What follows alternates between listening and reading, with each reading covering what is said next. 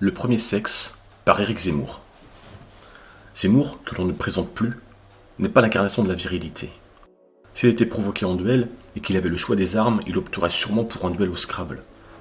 Néanmoins, derrière cette frêle morphologie, il y a une véritable virilité intellectuelle. Il a des idées fortes, assumées malgré les critiques virulentes qu'il subit de plein fouet. Ce petit pamphlet est une parfaite illustration des idées assumées à contre-courant des modes, d'autant plus à contre-courant qu'il traite de la virilité et de sa place dans la société occidentale moderne. Cet ouvrage est une sorte de réponse au deuxième sexe, ouvrage proto-féministe en 2 tomes et très indigeste, écrit par Simone de Beauvoir. A l'inverse de l'œuvre dont il se veut la réponse, cet ouvrage est bref, 114 pages, efficace et va droit au but tout en s'appuyant sur une observation critique de notre histoire. L'ouvrage commence en exprimant la nostalgie de Zemmour à l'égard des acteurs comme Belmondo, Delon, Ventura, qui incarnaient une image virile bien ancrée dans la société, mais qui serait interdit aujourd'hui.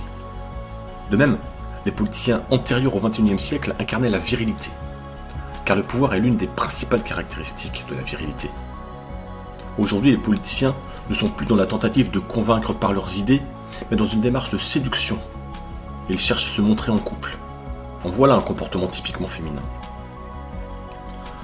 Cependant, la féminisation ne se retrouve pas que chez les célébrités.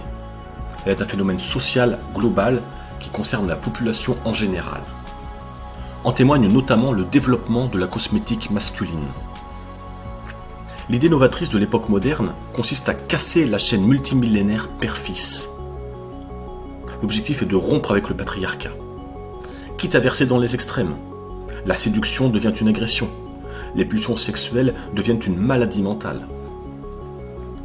Au crépuscule du XXe siècle, le film 3 hommes et un couffin était parfaitement à l'image de la nouvelle doxa. En effet, ce film montre des hommes qui se féminisent, une femme qui se masculinise. Plus grave encore, les hommes prennent un plaisir manifeste à découvrir la féminité qui se révèle à eux. Culturellement, 2 conceptions traditionnelles s'affrontent. D'une part, la quête féminine du prince charmant, d'autre part, chez l'homme, le désir de conquête et de collection. Jadis, l'homme incarnait la loi et la vérité, et nourrissait la famille. Mais depuis le salariat de la femme, donc son indépendance, le divorce et l'avortement se sont normalisés. Aujourd'hui, 1/5 des fœtus est avorté. Cela représente le taux de mortalité infantile sous Louis XV et engendre une forte baisse démographique. La seule solution trouvée est l'immigration de travail. Par la suite, on a inventé le regroupement familial, qui a engendré une immigration de peuplement. Un peuplement de populations non encore soumises à l'industrialisation, donc des populations à la virilité décomplexée, qui tranchent avec le blanc dévirilisé. L'homme français va-t-il retrouver sa virilité à la manière des Américains dont Bush ou Trump sont les archétypes, ou va-t-il continuer de s'enfoncer dans sa féminisation, trop heureux de s'être libéré de son fardeau ?